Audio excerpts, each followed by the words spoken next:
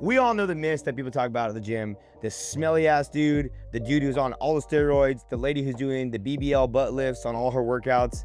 Now let's go into the myths and the actual realities of what it's like to go to a gym.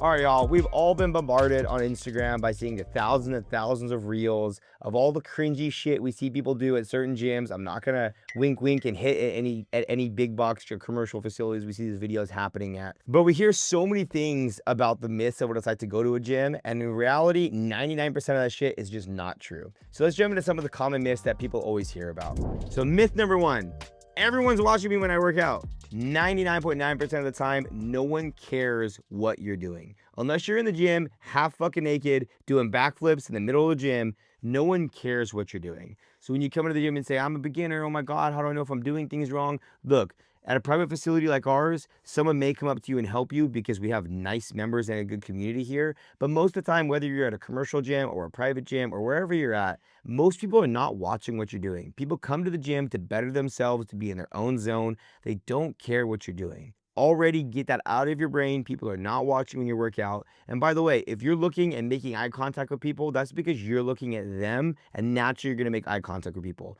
If you're new to the gym, just keep your head down, do your own workouts. No one's really caring about what you're doing. Myth number two, you have to be strong to go to the gym.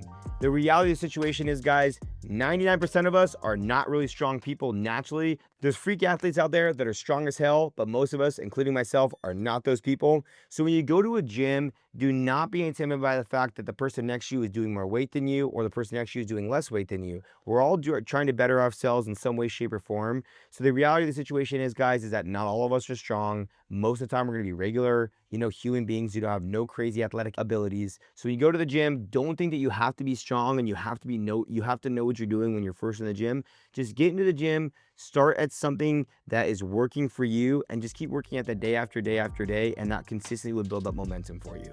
Another big myth, the gym is always packed. Guys, your definition of busy does not mean that the gym is packed. Also, let's talk about the reality of the situation.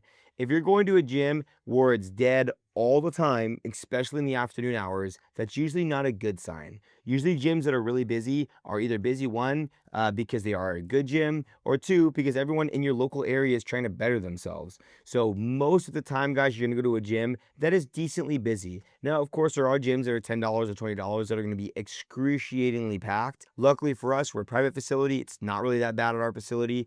But guys, if you're always telling yourself before you get in your car to drive to the gym, oh, it's gonna be packed, oh, it's gonna be packed, half the time you get to the gym, it's not that busy. So don't tell yourself it's always gonna be packed. Just drive your ass to the gym, get out of your car, get in the gym, and forget if it's even busy if you get there. Keep your head down, stick to your workouts. No one's gonna bother you. It's not gonna be that bad. Myth number four, this is a really, really, really big one. I have to take supplements. I have to know what the fuck I'm taking, what I'm doing to go to the gym. Guys, you don't need to be taking creatine and pre-workout and amino acids and protein powder. Like, fuck all that stuff when you're first starting. The most important thing you could do is get your ass to the gym and do something. Move your body, drink a good amount of water. Obviously don't have 9,000 regular full sugar sodas a day. Try to eat good, cut back on your processed foods and your sweets, eat more protein. It's very simple. Forget about the supplements the first year that you're working out in the gym. Now, after that, we will make some more videos talking about the most common supplements, the ones that you get the biggest bang for your buck. But when you're in the gym, just get to the gym. Don't worry about all the extra fluff that you see on Instagram and studies say this and studies say that. For the first year or two, guys, I didn't take anything. I had some caffeine, I would drink coffee, maybe some pre-workout, maybe.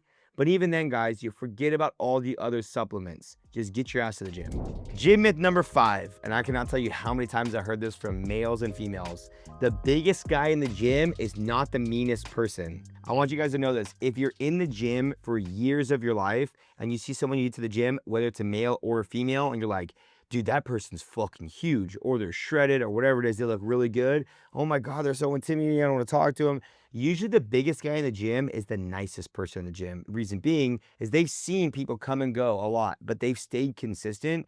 They're usually way more willing to talk to you about tips and tricks and what they've done than the, skinny little gym bro who fucking has watched 5 videos on taking steroids and getting huge and thinks he knows everything. No.